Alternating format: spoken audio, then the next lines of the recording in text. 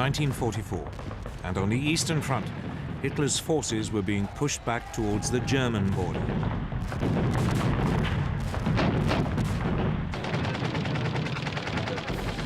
But Germany was about to face a new threat. In the West, Allied forces had been preparing for months to open a new front in northwest France. Training for it was well underway.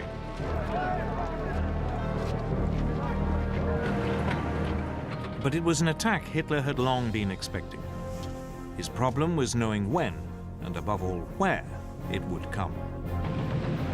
The stage was set for one of the greatest battles of World War II, D-Day, the Allied landings along the Normandy coast of France.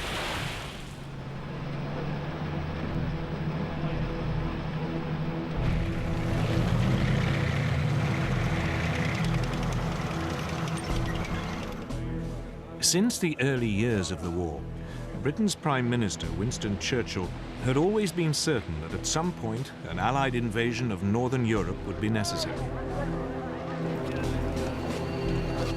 The only questions were when, where, and how.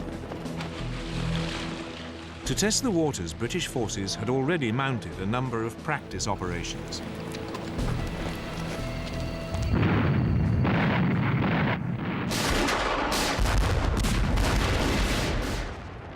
In December 1941, British commandos raided the Vargso Islands off the coast of Nazi-occupied Norway.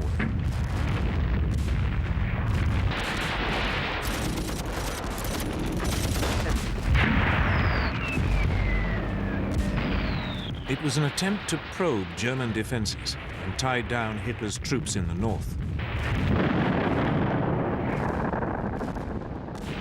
A fish oil factory and coastal defenses were blown up before the commandos withdrew.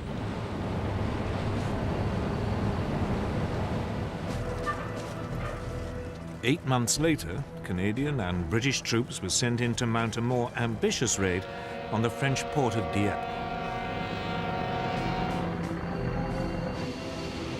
It too was designed to test the defenses and also to provide combat experience for the Canadians.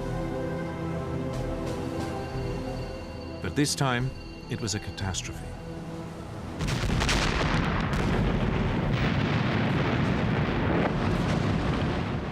As landing craft approached the main beach, they were met by withering fire.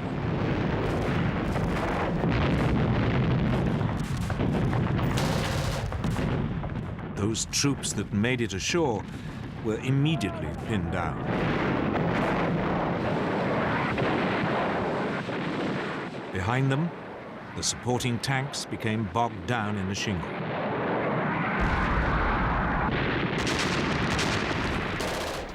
Few managed to scale the sea wall.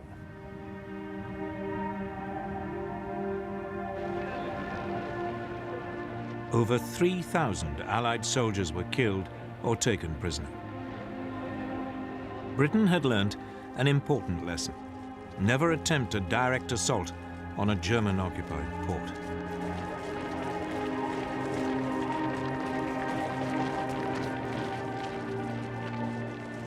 Equally importantly, the Dieppe disaster reinforced the British view that an invasion of Europe could not be rushed.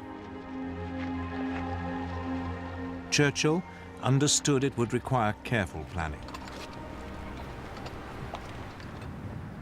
Eventually, in April 1943, at an Allied conference in Washington, Churchill and the US President Franklin Roosevelt agreed upon a date.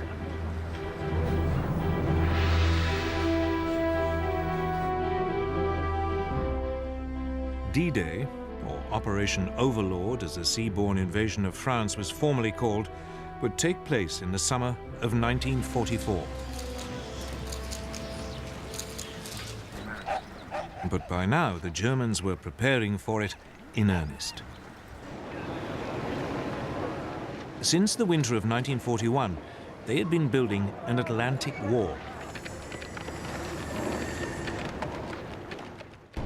It was a massive series of fortifications running along the European coast from Denmark to the Spanish border. gun emplacements had been constructed at likely landing sites. Beaches had been mined and covered in barbed wire. Obstacles had been placed in strategic places to block landing craft. Hitler had boasted, "I am the greatest builder of fortifications of all time."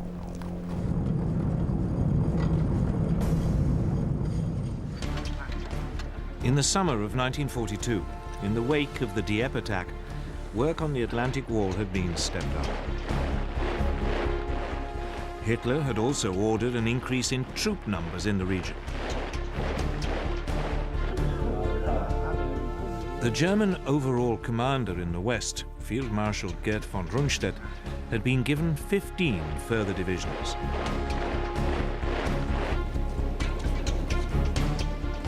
But the Western European coast stretched for some 2,000 miles. He didn't have the numbers to man the entire length.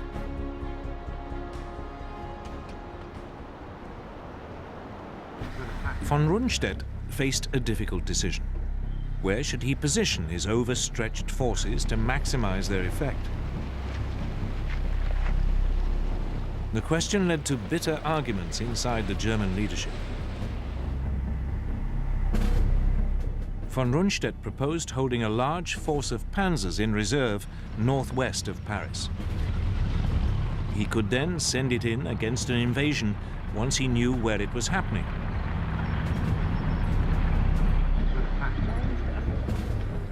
But the hugely respected Field Marshal Erwin Rommel, commander of the troops covering the sector from Holland along the French coast to the Loire, had a different view.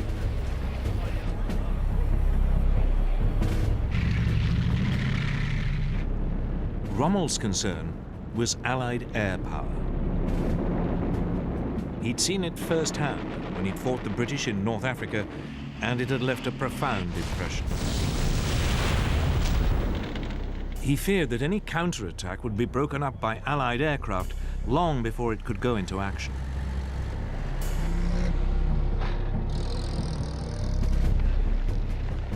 Rommel had also inspected Hitler's Atlantic Wall and found much of it wanting. It had forced him to the conclusion that the best place to position the panzers was as close as possible to the most likely landing sites. That way, an invasion could be immediately pushed back before it got a foothold.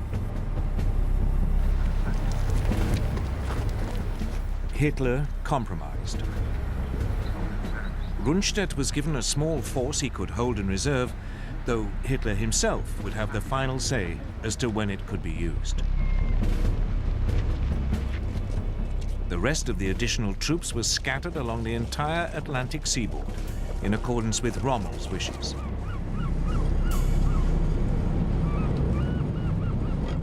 It would turn out to be the worst of all the solutions. There were neither enough reserves nor enough tanks near the coast. But in the autumn of 1943, none of this was clear.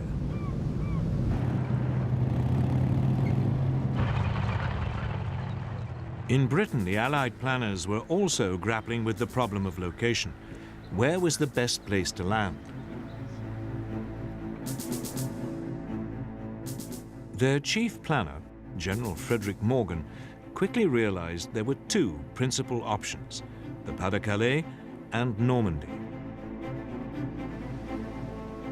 The Pas-de-Calais was clearly the favorite.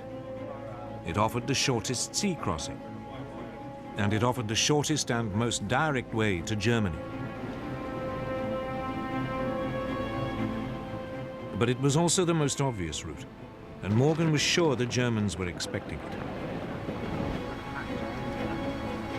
So he decided to wrong-foot them. Morgan would land in Normandy. It was the beginning of a huge gamble on which the fate of hundreds of thousands of soldiers would depend.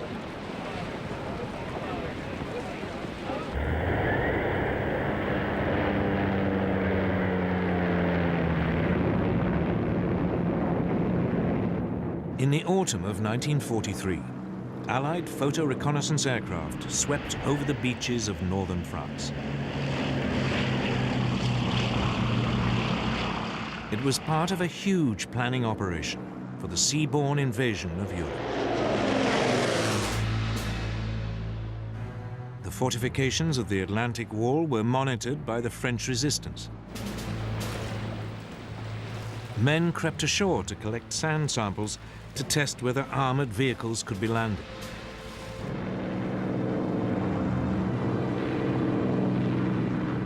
Northern France became the most reconnoitered coastline in the history of warfare. It soon became clear any landing would need some kind of port facilities. But the disaster at Dieppe had shown that it was too dangerous to attempt a direct assault on a German-occupied port.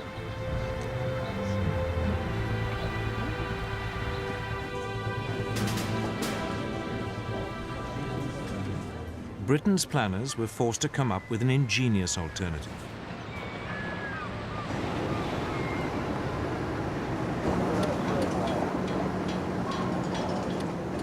Giant, hollow concrete boxes were constructed in Britain that could later be towed to the French coast.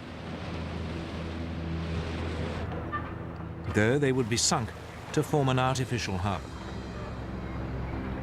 They were known by their code name, mulberries.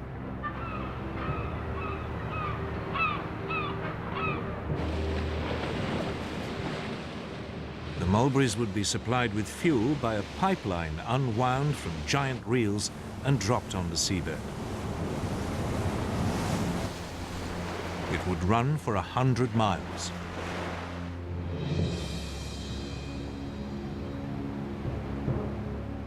The pumping station on the Isle of Wight was disguised as an ice cream parlour. But the raid on Dieppe had also revealed a second problem: how to get the first wave of troops off the beaches and through the German fortifications. The man told to solve that question was General Percy Hobart, one of the pioneers of armoured warfare. Hobart came up with a series of ingenious devices. The troops called them the funnies. They included such extraordinary machines as flamethrowers and floating tanks. Flail tanks for clearing mines. The bobbin for laying firm paths across sand or shingle. An armored ramp for climbing sea walls.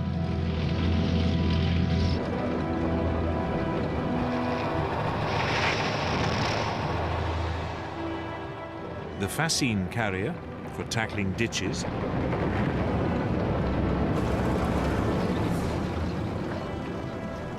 And the bridging tank for wider obstacles.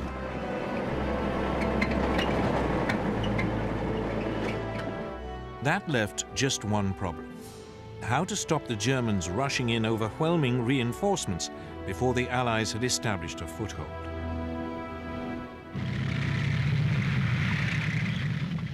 The answer was to keep them guessing until the very last moment as to where the invasion would take place.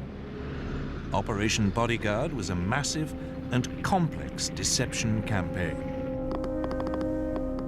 German double agents in Britain now began sending back to Germany huge amounts of carefully coordinated false information. This emphasized that the main landings would be in the Pas-de-Calais, although a feint attack might be launched in Normandy.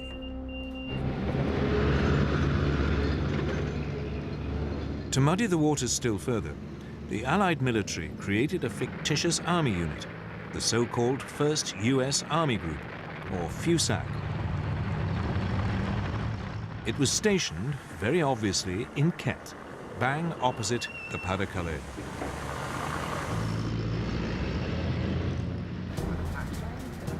The man in charge of it was the pistol-toting US General George Patton, who'd been removed from action in Sicily after slapping shell-shocked soldiers.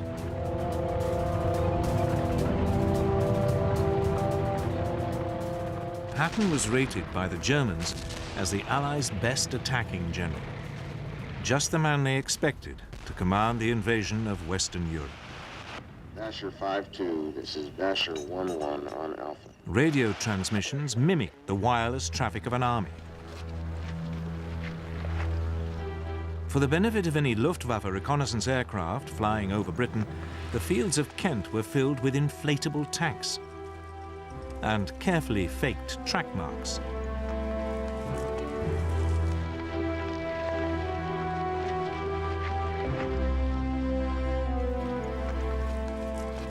There were dummy aircraft made of wood and canvas.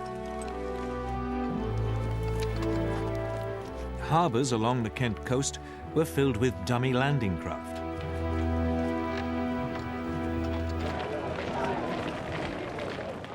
There were even troops, though these were in reality backup units. In late 1943, the Allies appointed US General Dwight Eisenhower as Supreme Allied Commander for the invasion of Europe.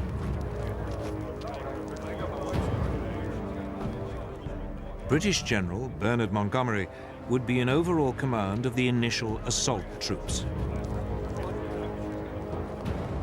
D-Day was fixed for June the 5th, 1944.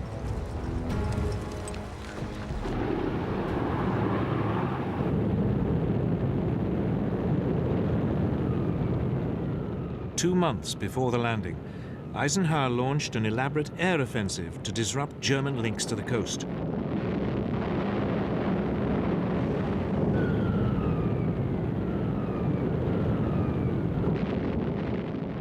Once again, it was carefully planned to give the impression the Allies' target was the Pas-de-Calais region.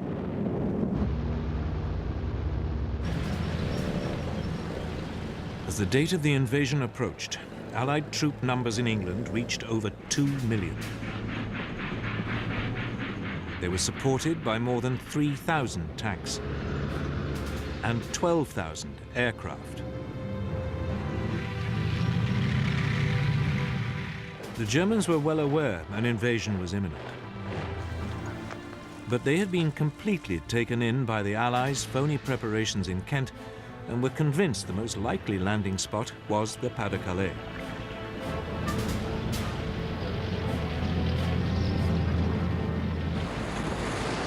Everything seemed to be going the Allies' way. The troops were briefed. Then the weather turned against them. Rain lashed down, visibility was poor, and the channel was stormy.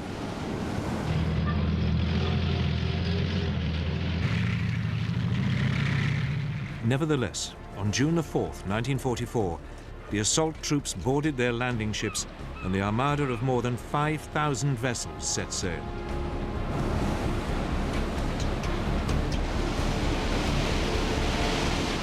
But the rain continued to lash down, and later that day the invasion had to be postponed. The ships returned to port, and the assault troops faced a nerve-shredding wait.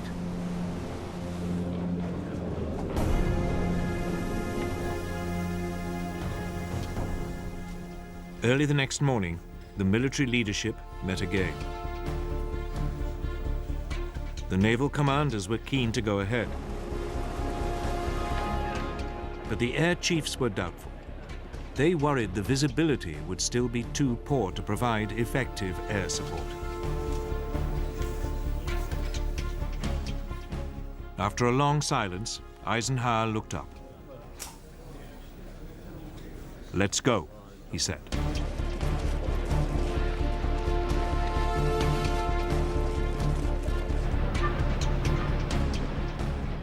Operation Overlord, the greatest seaborne invasion ever, was underway.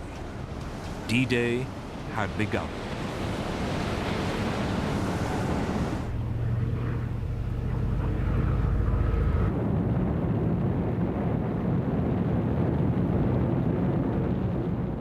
1:15 in the morning of June the 6th, 1944, British aircraft towing gliders arrived over the coast of northern France.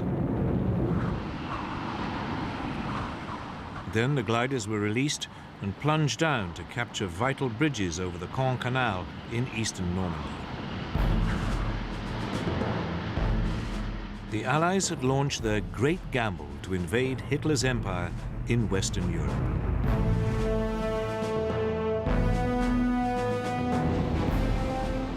"50 miles to the west, US paratroops came down around the village of Saint-Mère-Église.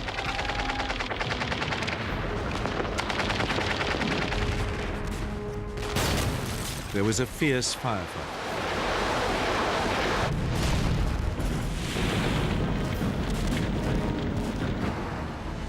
But 3 hours later, the village was in US hands.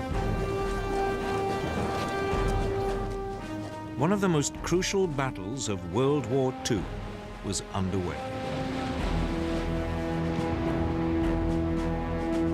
An hour later, horrified German sentries along the Normandy coast saw a vast armada appear out of the mist. They had had no warning.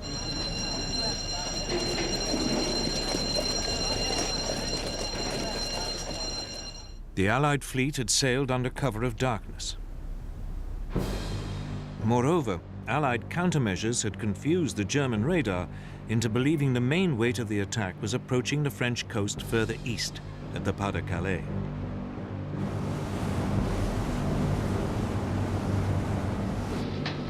Allied warships off the Normandy coast now began pounding the German defensive positions.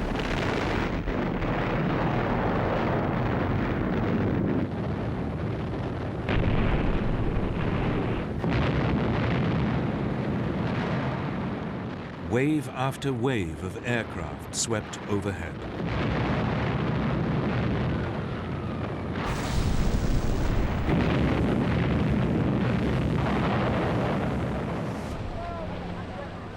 Under cover of the bombardment, assault troops headed for the shore.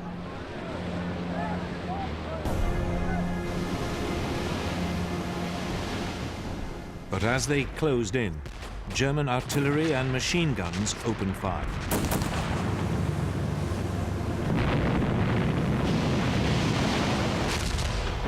A number of the landing craft were hit.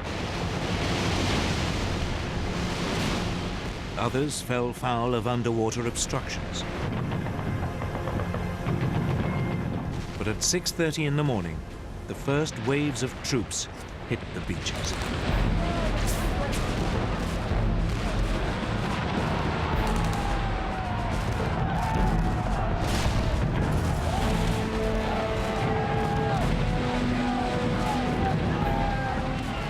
At the far western end, the US 4th Infantry Division came ashore near at what they called Utah Beach.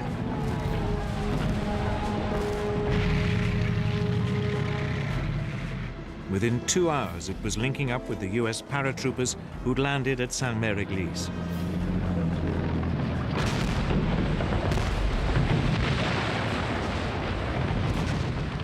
Next door, at Omaha Beach, it was more difficult. The beach was a defender's dream, with high cliffs and few ways inland.